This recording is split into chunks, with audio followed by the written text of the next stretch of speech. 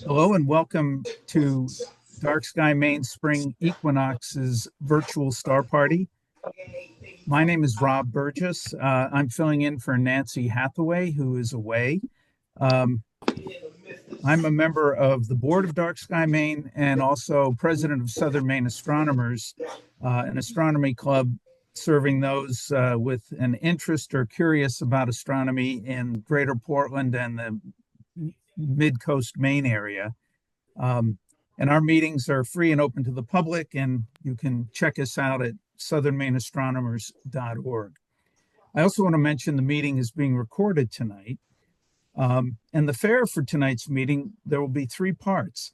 A short talk about the upcoming partial solar eclipse, a talk on astrophotography, and wrapping up with a virtual tour of spring skies. And each presentation will be about 15 minutes to allow some Q&A at the end, with a goal of concluding by 8 p.m. Before we begin, however, I wanted to offer a few words about light pollution and what's happening in the state of Maine. First of all, Dark Sky Maine is now the official chapter of Dark Sky International. DSI, based in Tucson, is the worldwide leader in advocacy for preserving dark skies throughout the world. And we're excited about this new affiliation as it will bring advice and expertise to our efforts here in Maine. And you can check out their website at darksky.org. Second, April 21 to 28th is International Dark Sky Week, an opportunity to raise awareness about light pollution and the importance of preserving darkness for the good of people and all manner of other life on our planet. You can help by evaluating your own outdoor lighting practices, talking to neighbors and public officials, writing letters to the editor, and participating in any public events that elevate the issue. Third, the legislature is considering several bills on light pollution this session. So if it's a concern of yours, let your representatives and state senators know that you support dark sky efforts. Finally, there are a few things that you can do at home. Dark Sky International has simplified the process into 5 principles of responsible outdoor lighting. And I'm going to share my screen very quickly. And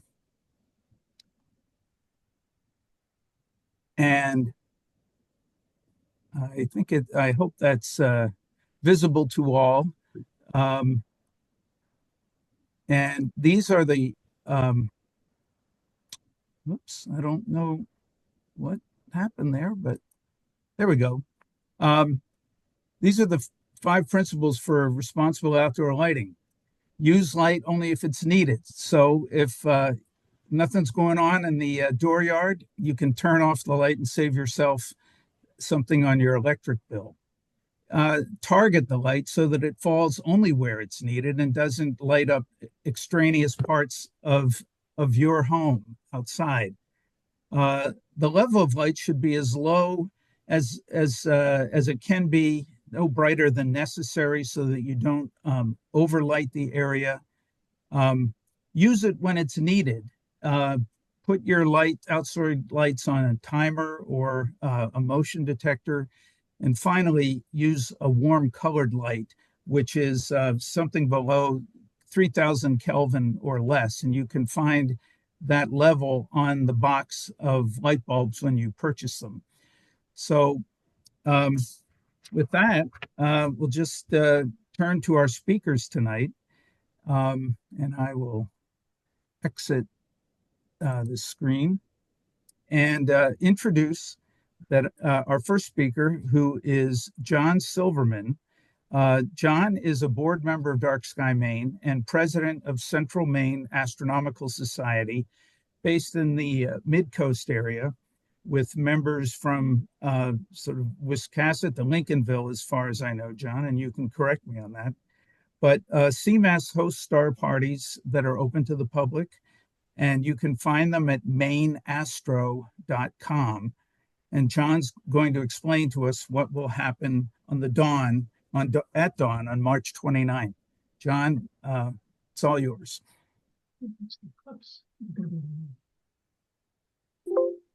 There, you should see my, hello, you should see my title card, tilts and crisscrosses. Everyone got it? Yes, we do.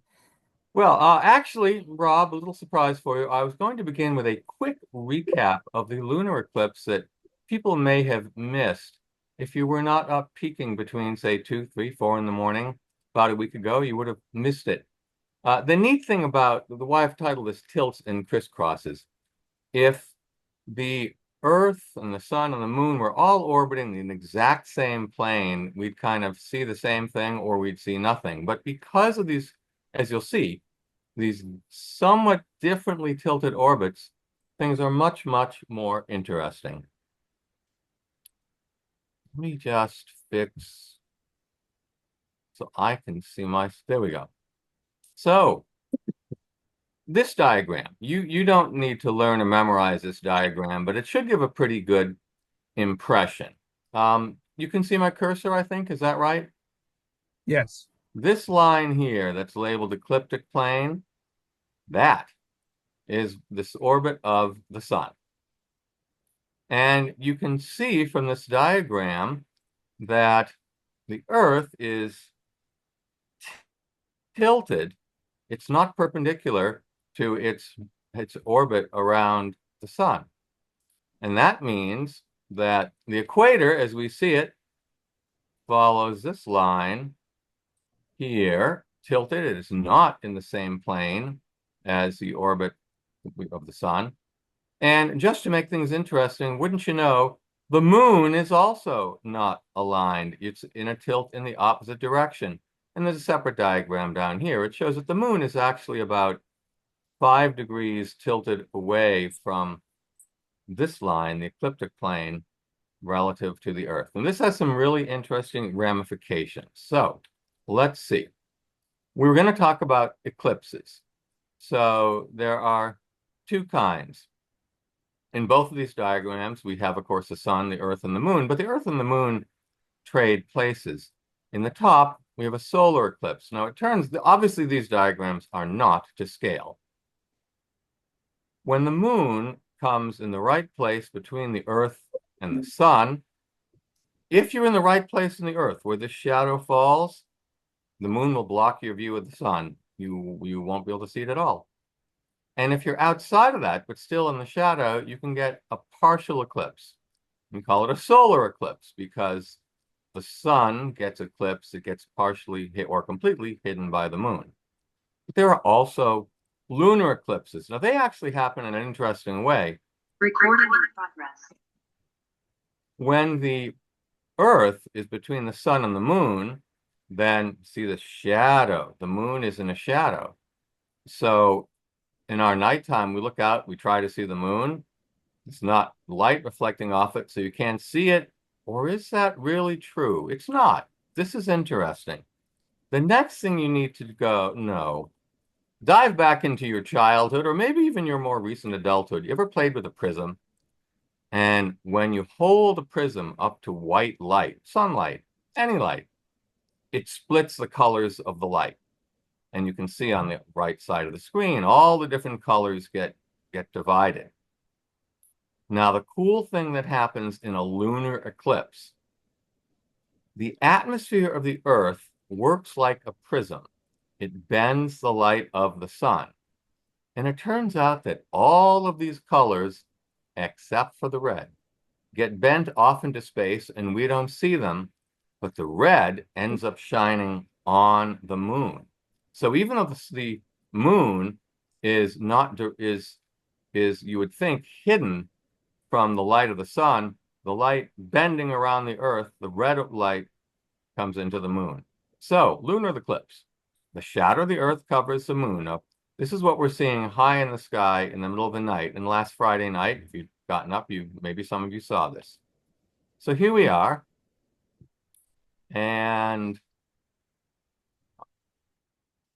it's midnight. These zeros over here. This is Stellarium software. You can actually download this for free and learn to play with it yourself if you like. The little orange lines, this shows that Stellarium has selected the moon.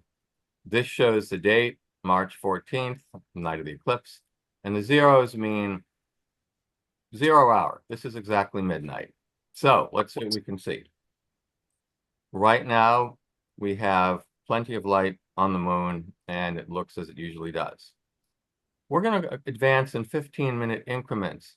And you may have noticed, but only barely at this stage, that in reality, as in the simulation, the moon started to look a little bit darker on the lower left. Oh, now you can see it. The shadow of the Earth is falling across the moon at about 12:30. You can see the clock changing up here, in that where it says Julian day. Another 15 minutes forward, 12:45, it's getting darker.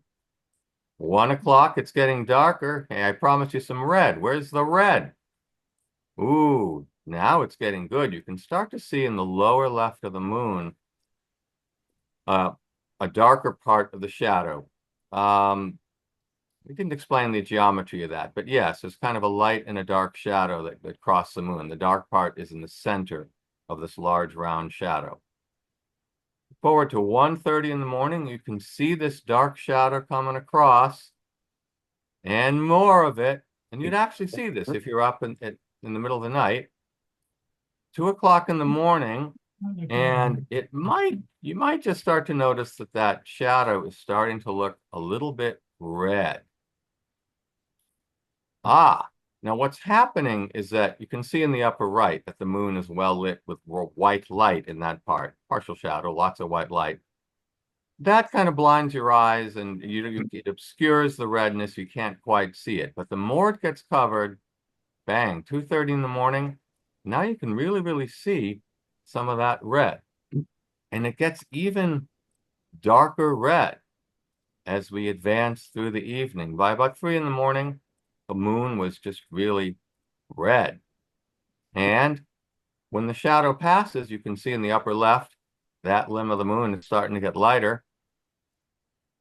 3:30, and then gradually, oops, as soon as that really bright spot of white light hits the moon, it gets hard to see the red.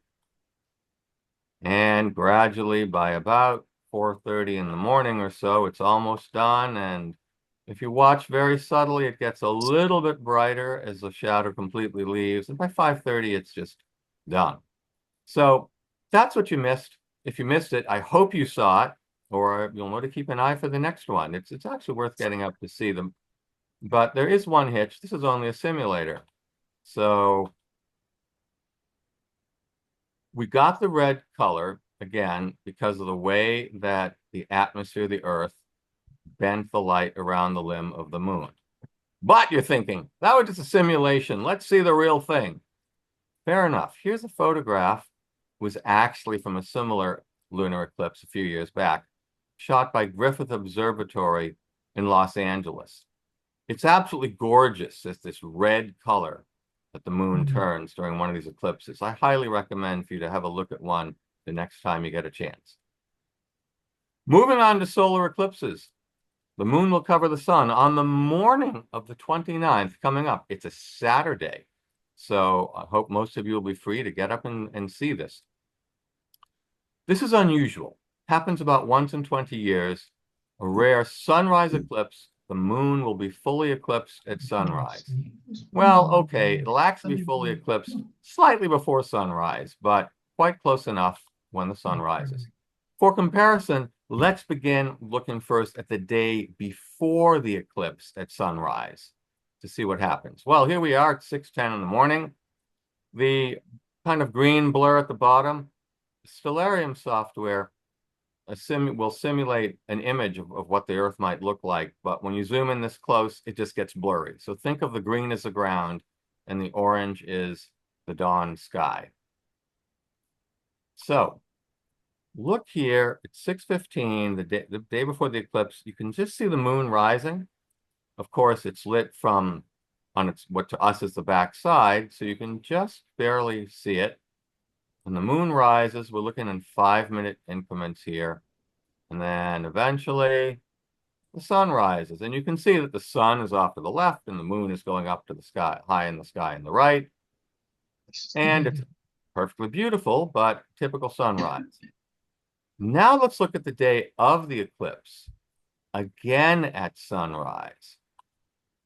Remember this diagram. You don't have to sort out the whole thing in your head, but what we're about to see has to do with these different tilts of these different orbits. So here we are, 6:20 in the morning on the upcoming day of the eclipse. You can see this. Look, March 29th, 6:20 in the morning. So 6:25, we're getting there. It'll depend on your tree line. You might already see it. 6:30. Ah, Look at that. off Sunrise. here, you can see that the sun is rising and the moon is eclipsing it. Not completely, but quite thoroughly. And what will happen is that as it rises in the sky, the moon will continue its journey. It will cover it less and less. It will uncover it. These are going up in 5-minute intervals. And you can see the moon slipping aside to reveal the entire sun. 7 o'clock, we're getting close to done. And by the time we get up to about, well, it's 7:15, certainly by about 7:30, it's over. If you try to look at it later than that, all you'll see is the back of the moon in the sky. Still a nice sunny day, we hope, but that's what happens in a solar eclipse. But no, this is all very cool. But why is it happening this way? Well, on the day before, whoops, there's that diagram again. This has to do with the different tilts, as I'll show you, of these orbits. If we strip away the ground, which was at the bottom of the picture, and the orange atmosphere that obscured the sky, the stars, everything behind, and if we add these lines, the green line is the horizon, it's labeled. The moon, this is the moon. You see the little orange indicators, it's selected here. It shows its orbit. And you can also look the orbit above, the ecliptic, that's the orbit of the sun. And you can see that the orbits cross, but on this day, the moon and the sun are separated. Now let's look on the day of this sunrise eclipse. Similar orbits, but wow, today the moon has traveled, and by happy coincidence of our location here in Maine, the horizon and the orbit of the moon and the orbit of the sun all align so that the sun will rise eclipsed. It's a cool and wonderful coincidence. It doesn't happen very often that all these three things come together and you get to see an eclipse at sunrise. A tip for you, safety first. Remember the big eclipse a year or so ago and everybody was getting eclipse glasses? As with any other time you're looking at the sun will damage your unprotected eyes. If you're going to watch the solar eclipse, be sure to wear eclipse glasses. You may also, if you go to Colby College that morning to the observatory, we'll have a whole bunch of solar filtered telescopes there. You could make a pinhole projector, but then of course you aren't looking at the horizon to see it, but you can see the eclipse safely. When you're looking at lunar eclipses at night, you don't need anything to protect your eyes, but so do break out your eclipse glasses. There you go. Any questions from anyone about anything I could explain better about what you just seen? Yes, would you repeat the time again of when this is going to begin, when we should be out there? Yes. If you're out there before 6:30, I started the simulation here at 6:20. The sun will rise about 6:15, get ready for it. That's when you'll see it. It really can help to find a low, this is relevant to your question about time. It will help to find a place with a really clear view of the horizon. If you have hills there or trees there, so that the sun will take more time to rise above them. Remember, as the time passes, the moon is going to slip off the sun. Here it's just 20 minutes after, and you still get to see some eclipse, but you've missed where it was covered more. Yes. So a good view of the horizon is important. Other questions?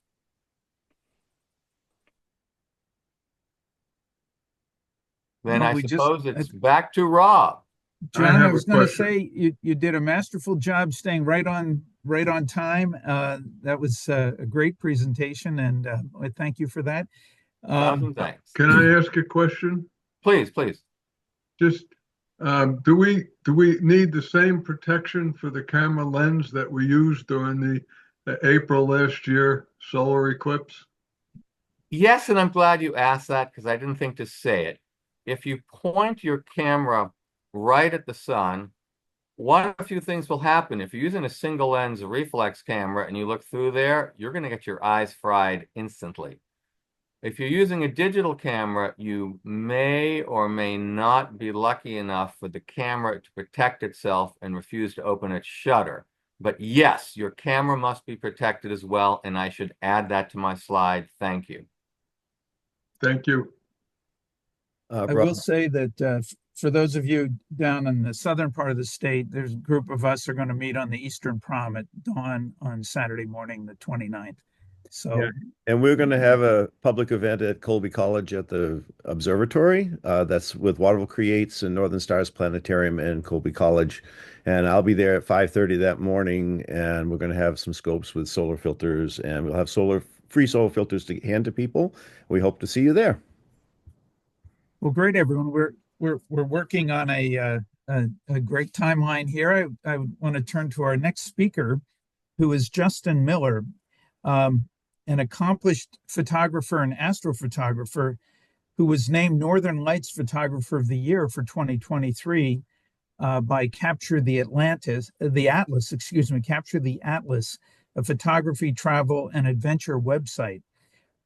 Justin will explain how the camera can capture so much more than the eye and how he creates his astounding images. You can see his work at jmnaturescapes.com. And you really ought to check out his website. It's very cool. So, Justin, floor is yours. Well, thank you for the wonderful introduction. And let me get started with sharing my screen. All right, everybody, and thanks for being here as well. Just give me a thumbs up if you can see my presentation, Unlocking the Universe Through the Lens. All right, perfect. So as mentioned, my name is Justin Miller. I am the photographer behind JM Naturescapes, and a little bit about me is I live just outside of Belfast, and I moved here from Michigan a little under a year ago. We kind of touched this. I'm a published night photographer and Northern Lights Photographer of the Year for 2023. I do astrophotography tutoring as well as tour guides all throughout Maine. Primarily focused in the down east area because it's where I live, but you can find me at jmnaturescapes.com and pretty much all social media platforms, JM Naturescapes. And if you're lucky, looks like this summer for the rest of the year, I'll also be at the Oceanarium in Bar Harbor with a bunch of art there with an art gallery, which is really cool. So a quick lesson on understanding how our eyes see at night is first coming that the electromagnetic spectrum and understanding what that is. So it is the electromagnetic spectrum is everything from radio waves to gamma rays. And right in the middle is something called the visible spectrum, which is what our eyes see. So in all of this electromagnetic radiation can be studied throughout astronomy, which is really cool. And the 21st century radio astronomy is really picking up speed, and it's really incredible to see kind of what is being done about this. You can see all these different telescopes are picking up these very specific wavelengths of the electromagnetic spectrum. And I'm sure many of you know what the James Webb Space Telescope is, and you can see here that that focuses in the infrared spectrum and a little bit into the visible spectrum as well. And I'll touch on some of the incredible images that telescope is capturing. But understanding the biology of what we see, we have these two things in our eyes called rods and cones. And they are responsible for telling our brain what wavelengths we're seeing, and then our brain turns that into us understanding what we are seeing. So our cones are what is responsible for figuring out red, green, and blues, and then everything in between. And then our rods are responsible for our low light receptors. So they really just kind of tell us in the dark, this is really dark or this is not as dark. So it basically just kind of figures out levels of contrast.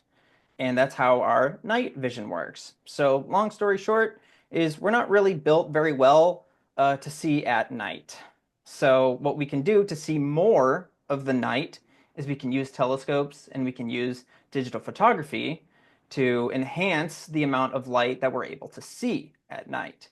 Through long exposure photography, we can gather more light than what our eyes can perceive. So you can capture and see more, which is awesome. So in the corner here, we have the core of the Orion Nebula as viewed through a telescope. So our eyes would not be able to see this faint detail of the Orion Nebula here, mainly because our eyes just aren't super zoomed in that far. And we can't collect that much light either. So telescopes help us see further and can collect more light in that smaller area so we can see more. Some other cool things is the galactic core, which is the core of our Milky Way galaxy. There's a phenomenon called air glow, which is my personal favorite thing to photograph in the night sky. Maybe besides the aurora. That's a hard contender. Different nebulas and galaxies in our solar system. Space dust, which is also really cool too. And obviously the hidden lights of, or the hidden colors of the northern lights. So this is like my kind of representation of our Milky Way galaxy as to what our eyes would see and to what a camera can kind of see. So up here on the top, with our naked eye, in my personal experience, when I'm out in a very, very, very dark location, let's just say on the coast of Lubeck, and I'm looking southeast out over the ocean, there's nothing out there. So you're going to see this dark band that's darker than the rest of the sky surrounding it, and that's going to be the Milky Way in the summer, let's just say. You'll see this vertical strip in the summer just kind of going up, and it's much darker than everything else around it. That's the Milky Way core, and that's the Milky Way. So, but this is what the camera can see. You can see how well this is illuminated in this area, and that's the galactic core. And in our core, there's a supermassive black hole that's shining super bright. And this brightness you see here is the brightness emitted by the galactic core, which is crazy to think about. So what is air glow? I kind of touched on that. Air glow is the release of energy of particular molecules that release specific colors. And the most common colors are green, red, purple, and orange. And you can kind of see here in this image, I have some reds here and oranges, and I have some greens kind of all throughout here. And this yellow here, this is actually light pollution from Millinocket.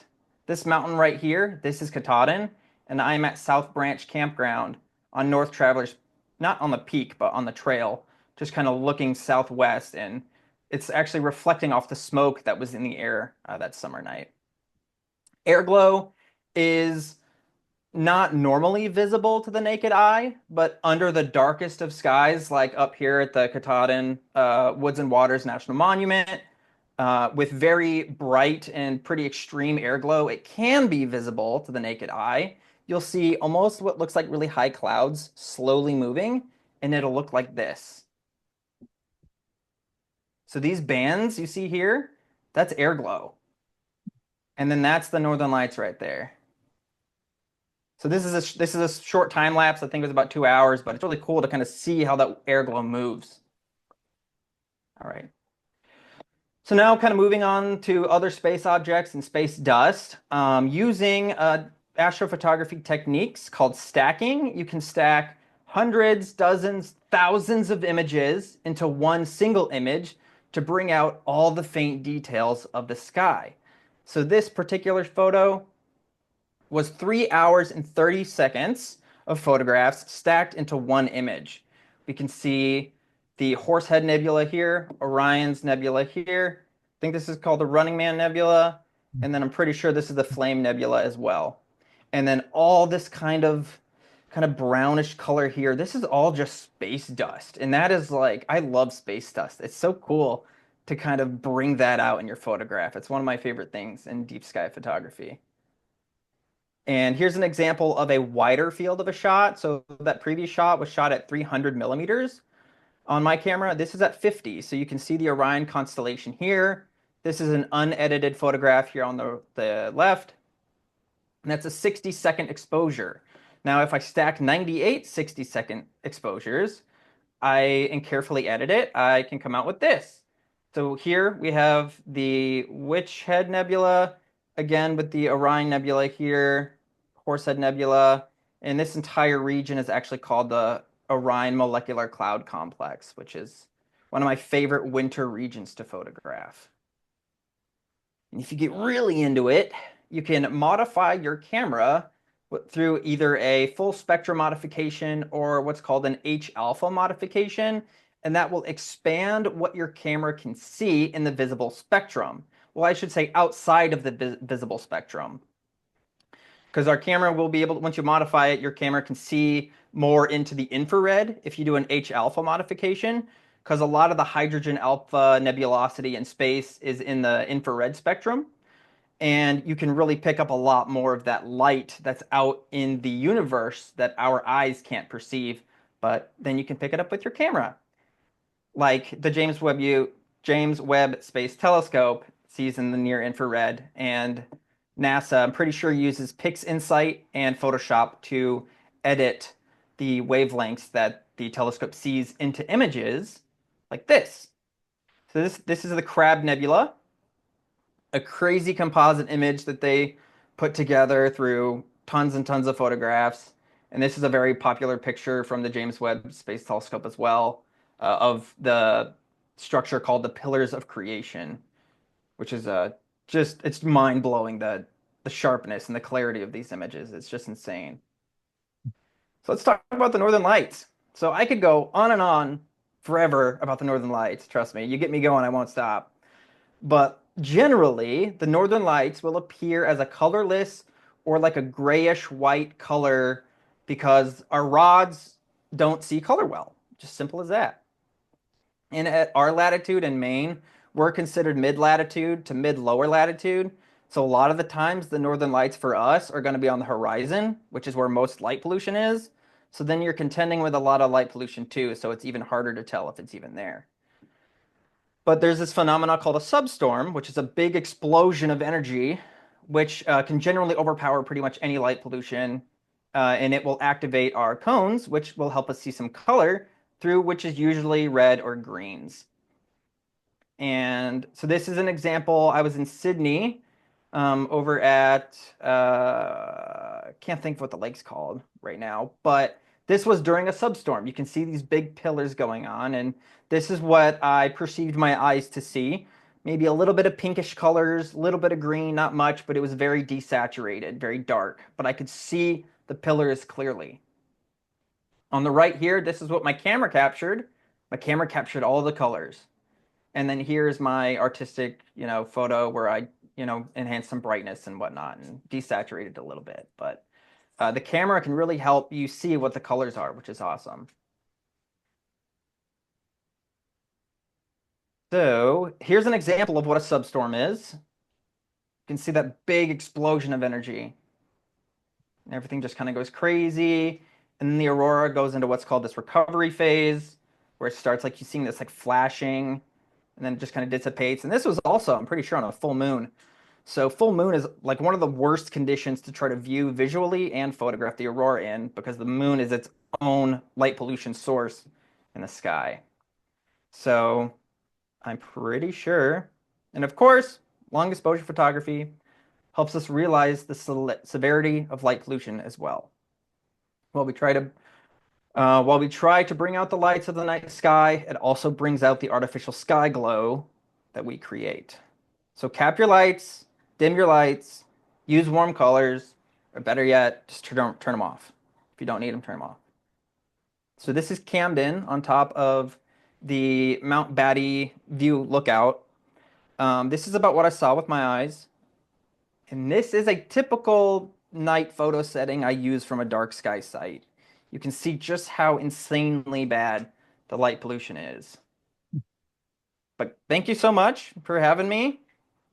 I have lots of material on YouTube JM Naturescapes is my channel there. I have a really awesome time lapse I wanted to show of the Northern Lights show from October, but unfortunately I just didn't have time. But I don't know how much time I have left, so how am I doing? You're doing great. We have time for certainly a couple questions. Yeah, absolutely. If anybody has any questions, feel free to ask.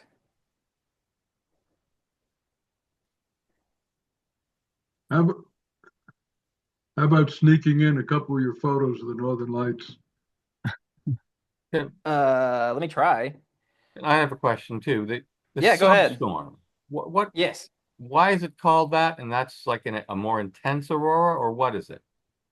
So the way that I've been kind of taught is it's a storm within the actual storm itself. So they are a little localized because they appear visually differently to everybody because they can happen at different parts. So essentially, it's just a storm within the storm itself because the aurora goes through different phases of like growth, recovery, substorm expansion, back to recovery, back to growth, back to substorm expansion. And it's just a big release of this energy. And the way that I was kind of explained how substorms works, it's the tilting bucket method or analogy, I should say. It's like imagine a bucket on a string, or another one of my favorite analogies is like those water park things where it's like fills up with water and then it gets filled and then it dumps. So that's what a substorm is the ionosphere collects all this energy and then it just gets too much energy and it needs to release and then it releases this energy in a big substorm. Is it strictly a matter of, so you've got this coronal mass ejection, all these particles coming over from the sun. Is Yep. it a matter of suddenly in this area, there's a lot more particles hitting us, or they actually somehow capture in the atmosphere until it can't hold anymore, and then they get released all at once? It's more so the latter than the Interesting. first. Thanks. Yeah, of course. Go ahead, keep asking questions. I'm going to try to see if I can pull up photos. What kind of cameras are you using? And do you ever use monochrome cameras with filters? Funny enough, I do not have any dedicated astrophotography gear. I use all DSLR cameras and all unmodified cameras. I have not modified anything yet.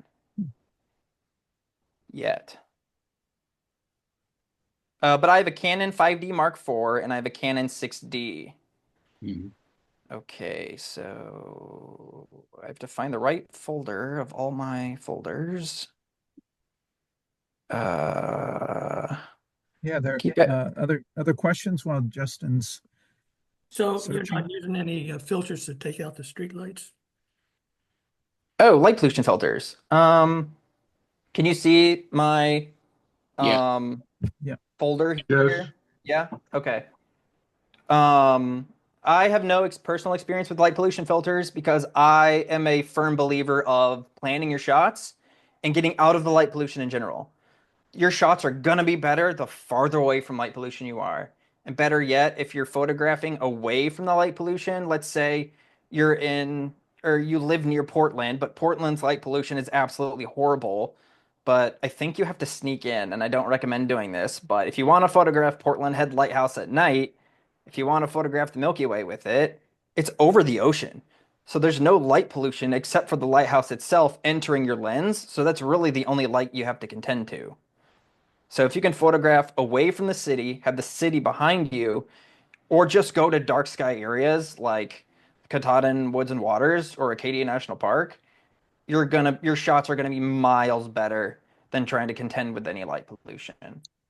Um, Well, we've got just another minute or so, Justin, to show a couple Hey. pictures. Oh, sure. So here's Got a a fun little question. planet shot. It's a full 360-degree shot. This was during May. So there's my camera that was taking the time lapse. And then this is just the absolutely insane. This is north over here. This is south over here. So this is the SAR arc, which actually was technically, I'm pretty sure, considered a RAGDA, which is red diffused rag. I have to think of what the name is. Rag. Red arc diffused green aurora, I think. And the green is diffusing here. But go ahead, ask your question. I'll just kind of throw these up here and there.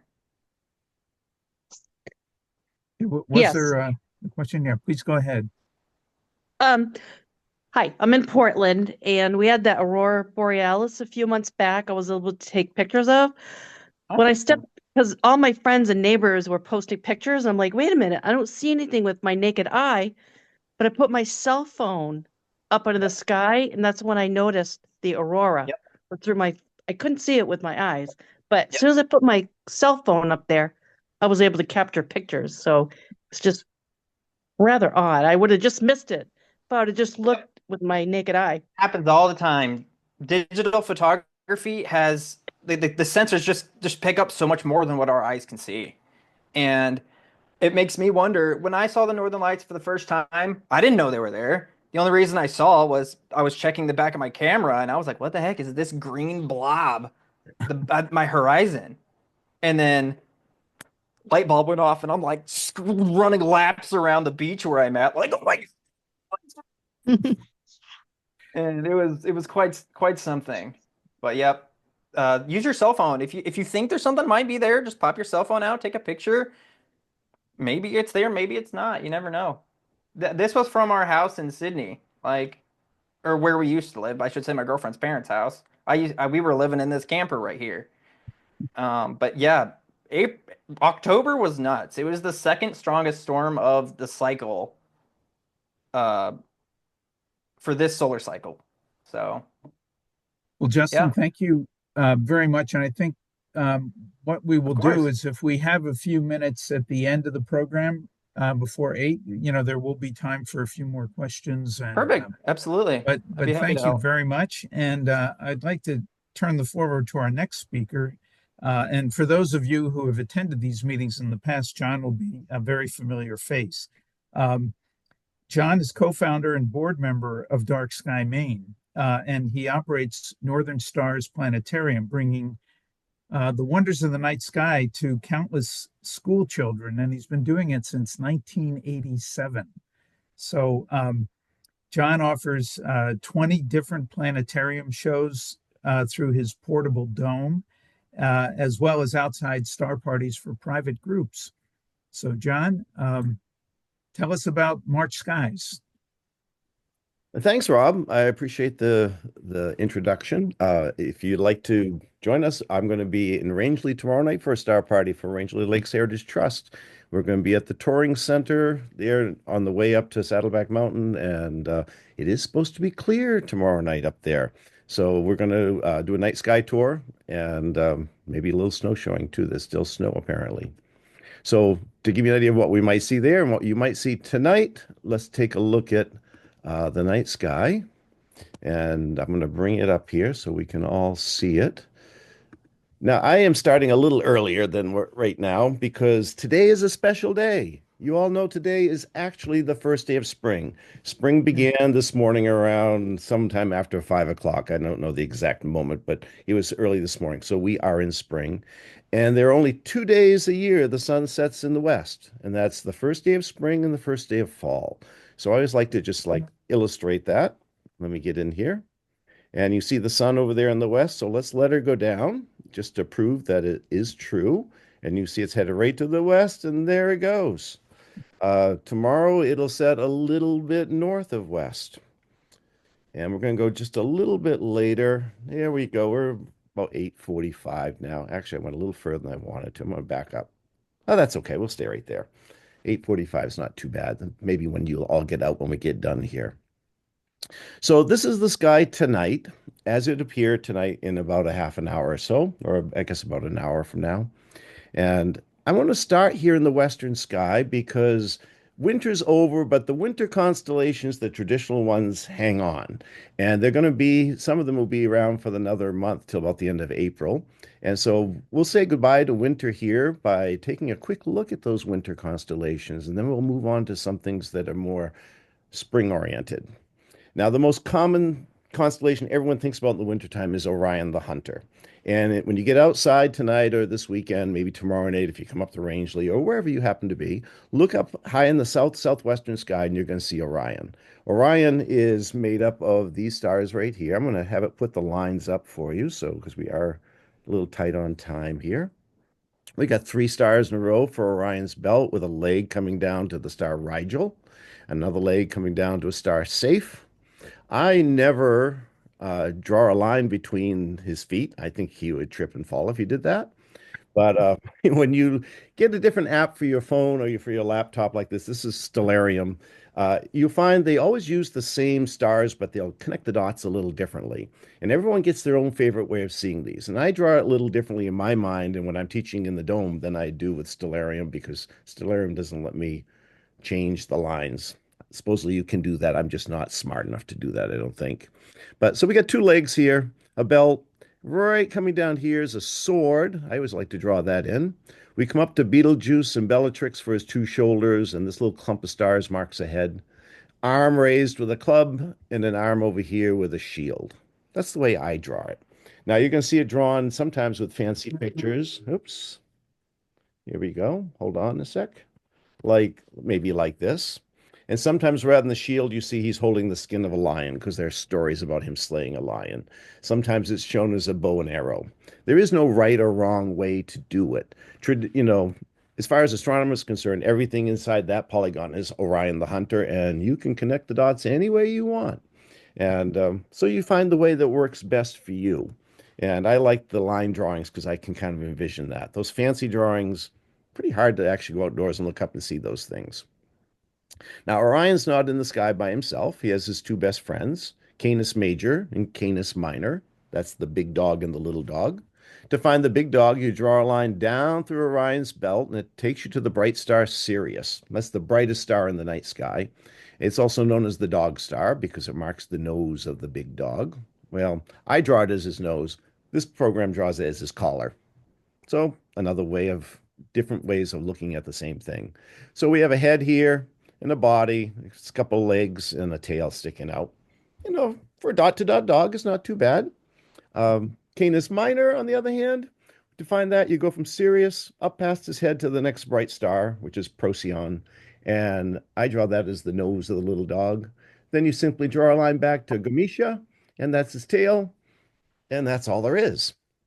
Now, how that became the little dog, I'm not quite sure. I mean, if you went outdoors and you looked up and you saw those two stars and thought, hey, that looks like a dog, my guess you'd see dogs everywhere. But it is Canis Minor, and it has been for centuries. So we have Canis Major and Canis Minor, Orion's two hunting dogs. Now, if you look back at Orion, you see he's got his club up and his shield like he's fighting with someone. He's fighting with Taurus the bull over here. We got the two horns coming up. A group of stars called the Hyades mark his face. This is his back coming off to the Pleiades, this little clump of stars. It's got a leg here. Now, I draw him with two front legs. I have another leg coming down this line of stars. Then I have a belly that comes up like this. It makes him a little more complete. He doesn't have a hind leg. It's just the bust of the bull. But I think that you could do better than this drawing myself. But that's me. But I've been looking at these things maybe a little too long. Now, if you have a telescope or even a pair of binoculars, there's some interesting things you can see here and some things that you can take photographs of. For example, go to Orion and you look at the stars in his sword. You can see they look a little fuzzy. Well, let's find out why they're fuzzy. I'm going to center it here and zoom in. And what you're going to find when you get here is a fuzzy patch of light. And that's kind of like what it might look like in binoculars. There's a fuzzy little cloud. This is a nebula. You think something that's nebulous is cloud-like. That's where the term comes from. If you take a photograph like Justin's talking about, then suddenly the details become crisper. This is a giant cloud of hydrogen gas, which is what stars are made of. And this giant cloud, and when I say it's giant, from one side to the other, it's 40 light years across. Now, a light year is not a length of time like it sounds. It's a distance. An inch is a little distance. A mile is a bigger distance. A light year is the distance a beam of light will travel in a year's time. And light travels at the incredible speed of 186,000 miles per second. So if you go that fast in a straight line for 1 year, you're going to cover some miles. That distance is 1 light year. This is 40 light years across. And it's shrinking. Gravity's pulling it together, and it's forming young stars. In here where it's really bright, if you get the right exposure, you can actually see a whole bunch of young stars. When I say they're young, they're a few million years old. And for stars, that's like being a kid. This is a place where stars are being born. There's enough hydrogen in this cloud to end up making, several hundred stars the size of our sun. it'll slowly disappear and turn into a cluster of stars. Now, when you look at this with binoculars or with a telescope, with a good telescope, you can see a lot of this structure, but you won't see the color. You won't see the red and you won't see the blue. The color is there. You take a photograph and it shows up. You see the red, you see the blue. That's the cones and rods. The cones, let's see faint light, but it's basically colorblind. So you see it like a black and white picture. Now, the reason you get the two colors, they're both hydrogen, both the blue and the red. The red is the hydrogen that's being excited by the ultraviolet light given off by those young stars. They give off lots of UV light. They excite the molecules. The molecules actually get so excited they glow. And when they glow in a red light. Now, that energy keeps going out. And if it hits the hydrogen, but not with enough energy to really make it get excited to glow, it'll just light it up the way you light up things with a flashlight. And then it looks blue. It's the exact same thing. It's just a matter of how much energy it's receiving. So you look at that and you say, well, that's going to turn into a whole bunch of stars. How long will that be? 100 million years. And you might think, well, that's a great theory. How do you prove that one? No one lives that long. Well, if it's true, we find places it's already happened. Let me show you one. Go over to Taurus the Bull, and in his back we find the Pleiades, the seven sisters. And when we look at them, we see a whole bunch of young stars. These stars are about 70 million years old. And for stars, that's like kind of being a teenager. They're hanging out together just like your teenagers do. They like to hang out and be friends. So do teenage stars. And if you'd looked at this spot maybe 100 million years ago, none of these stars would have been here. In their place would have been a nebula similar to the Orion Nebula. And if you look at it and take a photograph of it, then you can see some nebulosity around there. We had always thought that nebulosity was what remains from the nebula they form from, but recent studies have shown that nebulosity is actually much closer to us than the stars, and it has nothing to do with it. It's just shining through that nebulosity. So it's not part of the original nebula they form from. So we find right here in this part of the sky, a place where stars are being born. We find teenage stars. If you go right up to the top of the left-hand side, or the eastern horn of Taurus the Bull, right in here, you're going to find a different kind of nebula. It's one Justin showed you, a picture taken by, oh, look, I nailed right onto it too, didn't I? That's pure luck, I'll tell you. This is the Crab Nebula. And you can see this is much smaller than the Orion Nebula. It's 6,500 light years away. And this is not where stars are forming. This is where a star died. And we know exactly when it died. It died on July 4th, 1054 AD, about 950 years ago. When it died, was a supernova explosion. And when it exploded on July 4th that year, it was so bright you could see it in the daytime for 23 days. The Chinese wrote it was so bright that it hurt your eyes to look at. You could read by the light of it at night. And it is visible at night as a bright star for about 2.5 years, and then it slowly faded away. This is what it looks like after 1,000 years. It's expanding outwards in all directions at 1,000 miles per second. Now, when stars explode, they create heavier elements. Stars create, hydrogen turns into helium, and helium can turn into carbon, and you get all the way up to iron, and the stars can't make anything heavier than iron. When stars explode, they create nuclear fusion that can fuse iron into heavier things. And you can get silver and gold and platinum and all kinds of things. There's a couple ways to do that, but this is one of the primary ways to create those things that we all value for some reason. So if you have a gold ring on your finger right now, you actually may have a piece of a supernova wrapped around your finger. How cool is that to think about? Well, we can see that Crab Nebula right up by the horn of Taurus the Bull. So this is just a little sampling of the winter sky. Two more things before we move to spring, and that is we got two planets. We've got Jupiter right between the horns of Taurus the Bull. And right above Orion's club, you can see this red star, and that's Mars. So they're two planets you can see right now. Now, we all heard about this parade of planets last winter. Well, we're down to two now. We're down to these two, Jupiter and Mars. So you can see those in the southern sky. I want to move over here because my time is tight here, and I want to show you a couple springtime things. And one of my favorite springtime constellations, the best way to find it is to start with something that's up year-round, and that's the Big Dipper. The Big Dipper has these 3 stars for a curved handle and 4 stars for the pot. And it's technically not the Big Dipper. It's technically Ursa Major, which means the Great Bear. Doesn't that look like a bear? Nose out here and a long tail. And you may know bears don't really have long tails, but the one in the sky usually does. He's often drawn something like this. I remember as a kid getting a book from that my mom got me to learn constellations, and it didn't have line drawings. It just had drawings like this. And I took it out and couldn't find anything. I could never see that in the sky. But later I learned how to draw dot-to-dot pictures, and even though that's a weird-looking bear, I could find it in the sky. Well, when you find the Big Dipper, right underneath it's my favorite springtime constellation. It's called Leo the Lion. Look under the pot and look for a half circle. You see this nice little C shape right here. Well, the first thing you have to do is pretend it's a whole circle, and that's Leo the Lion's head. I'll put the lines on in a minute, but I want to push your imagination a little bit. Here's his head. Once you get his head, look underneath it, and you're going to find a rectangle. Go to Regulus, up here, and then back, and that's his body. We've got a front leg here and a front leg there. Come back his belly, there's a back leg and another back leg. And then we come down to Denobla for his tail.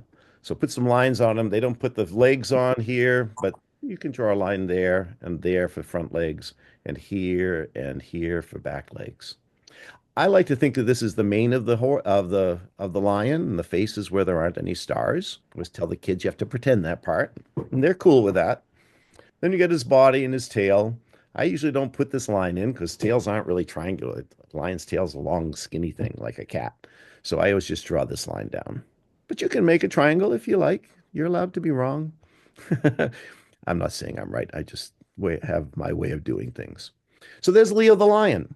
And if we put the fancy line up, the drawing up, it helps you visualize it perhaps a little bit more. And he's there in this, he comes up in mid-February. You start to see Leo in the evening sky. Each night he rises about a minute earlier. And right now, as soon as it gets dark, you look over in the eastern sky. Remember, we're right above the east over here. You can see him coming. Now, here's what you do if you want to find Leo. If you go outside, I've had so many people say, when you draw it in the planetarium, you draw it on Stellarium, I can see it so clearly. Then I go outdoors and like, no way, never going to find that. Here's what you do. Find the Big Dipper first. Once you find the Big Dipper, and most people can do that one, just use that old imagination and pretend to grab the dipper by the handle, take that pot and bang it down, and you're going to hit Leo right smack in the back of the head. You can find Leo every time. He doesn't mind. Just don't do it to real lions. They don't like it so much. But it's an easy way to find Leo. So it's right underneath the Big Dipper. Go the other way from the Big Dipper. Go back to these 2 stars and draw a line up. It takes you to Polaris, the North Star, and the Little Dipper. So on one side of the Big Dipper, above the open side, we find the Little Dipper, or Ursa Minor, the little bear. And underneath it, you find Leo the Lion. So they're right in a row there. There's some other springtime constellations, but I know I'm getting low on time here, and I don't want to overdo my stay. So I'd like to leave you with one more deep sky object that is one of my favorites. It's in Leo. So let's shut a few things off here. I'm going to just simplify down to Leo here for a second. And it's right by his hind legs, right in here. And you definitely need a telescope to see this one. I'm going to center in on that star because that'll get us where we want to be. With a telescope, you come down his hind leg, not all the way to the bottom, but just down to the first reasonably bright star. And just to the left, you're going to see 3 galaxies. You see these 3 objects right here. It's called the Leo triplet. It's a triplet of galaxies. This one is called M65. This is M66. And this one is the Hamburger Galaxy. Now, you hear these M numbers and people say, what does that mean? M stands for Messier, for Charles Messier. He was a comet hunter in the 18th century. He didn't care at all about galaxies or nebulas or things. He just cataloged them so he wouldn't confuse them with comets when he was hunting for them. He didn't see this one. This one's actually fainter than the other 2 when you look at it. But this is the configuration they're in. So this one here, M65, if you look at it up close, You can see in the photograph, you won't see it with your eyes, but in the photograph, you see a lot of pink. Each one of those little pink spots right there is a nebula like the Orion Nebula. Lots of star formation going on in here. Those are places, remember, where stars are being born. If you look at its neighbor, M66, you find almost no nebulosity in there. So why would one have lots of star formation and the other one not? Well, it turns out we've discovered that M65, the one without, is about 41 million light years away. Just grasp that if you can. This one is about 33 million light years away. It's closer. That's not why it has the nebulosity. The reason it has nebulosity is this one is also about 35 million light years away. These two scientists think may have collided with each other. And what we found is when two galaxies collide, there are actually almost no collisions because the gaps between stars are too great, but it stirs up all the loose hydrogen and it kind of invigorates these star forming regions. So when we find galaxies that aren't near other galaxies and haven't interacted, they don't have a lot of star formation, whereas the ones that have interacted tend to have more of it. Now, this hamburger galaxy, you can kind of see how it got its name. We're looking at it almost edge on. It's a spiral galaxy, and we're looking edge on to it versus down from the top. It has another name. A lot of these galaxies have lots of common names, and I like to leave you this one. It's also called Sarah's Galaxy. And Sarah is Sarah Williams. She was a poet. She lived from 1837 to 1868, and she wrote a poem called The Old Astronomer. And it's quite a long poem. I'm not going to read you the whole thing. There are 4 lines that are quoted frequently, and I learned these 4 lines when I first got involved with astronomy and teaching in a planetarium, which was actually in 1979. And I heard this soon afterwards, and it always moved me. So I'd like to leave you with a thought, a little line from Sarah Williams from The Old Astronomer. She wrote, "Though my soul may set in darkness, it will rise in perfect light, for I have loved the stars too fondly to be fearful of the night." So I hope you'll all get outside and enjoy the night sky and look at the beautiful sky. And hopefully, if you're in some area in Maine where you're not in Portland, but maybe in the countryside, it might look like this. If you go up to Katahdin Woods and Waters or the Appalachian Mountain Club properties where there are dark sky park and a dark sky sanctuary, the sky on the same night won't look quite like this. It might look more like this. A lot more stars. That's why we get so excited about dark skies, because if it is truly dark, you see thousands of more stars, and it's really a spectacular sight to see. It can make it challenging to learn constellations sometimes, but it's worth the challenge because it is so very, very beautiful. And I encourage you to enjoy these spots because we're really fortunate here in Maine to have a couple dark sky preserves here in the state of Maine. And I will stop at that point. And if anyone has questions for me or any of my my friends here who have presented this evening, we would be glad to take them. Thank you. John, I have that one was question. beautiful. Thank you very Amazing as much. always. Quick question. This was so good and entertaining. Is it available to see it again? Or is this a one-time deal? We have recorded this tonight, and we'll probably end up having it on the Dark Sky Maine website here, maybe within a week or so. Okay, thank you, John. Sure, Ron. Nice to see you. I'm glad you're here. Yeah, nice to see you too. You need to This get was the out there. best program I've seen that you guys have put on. Wonderful. Well, thank you for that endorsement. I agree. It's been a great program. And for those of you that have to leave, I mean, feel free to do so, given we're not bad for time. We're just a few minutes over past 8 o'clock. I think for the presenters, if they were willing to stay for a few more minutes, they could continue to take some questions. So if there are any other questions, please ask them now. And no one will take any offense if you drop off the call. We understand this was to be 7 to 8. But thank you all for attending tonight. This has been a great program. Excellent. People attended. Thank you all so much. This is fabulous. Really great. You're welcome. Thank you. So Can you tell me how many people attended? I think there were 32 at the high point that I saw. That's what I saw too, was 32.